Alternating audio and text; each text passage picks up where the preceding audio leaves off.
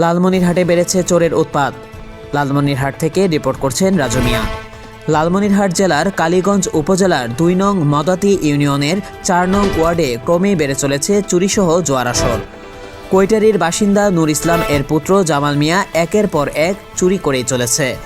ভুক্তভোগী বাচ্চু মিয়ার পুত্র মাইদুল ড্রাইভারের বাসায় গত ১ জুলাই সকাল ৬ ঘটিকায় জামাল একটি বাইসাইকেল চুরি করে নিয়ে যায়।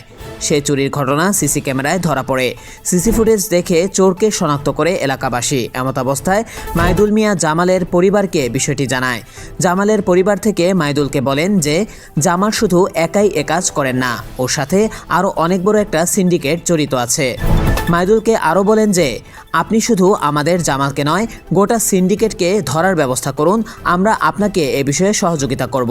এদিকে গ্রামবাসী অনেকেরই অভিযোগ, জামাল শুধু বাইসাইকেল নয়, ছাগল গরুসহ বিভিন্ন জিনিসপত্র চুরি করে আমাদেরকে অতিষ্ঠ করে তুলেছে। এদিকে জামাল সহ গোটা সিন্ডিকেটকে ধরার জন্য গ্রামবাসী ওতপ্রোতভাবে চেষ্টা চালিয়ে যাচ্ছে বলে জানা যায়। প্রিয় দর্শক, এই ছিল এখনকার সংবাদে। আমাদের পরবর্তী সংবাদ দেখার আমন্ত্রণ রইল। এছাড়া দেশ বিদেশের নানা প্রান্তের সংবাদ পেতে এটিভি নিউজের সাথেই থাকুন।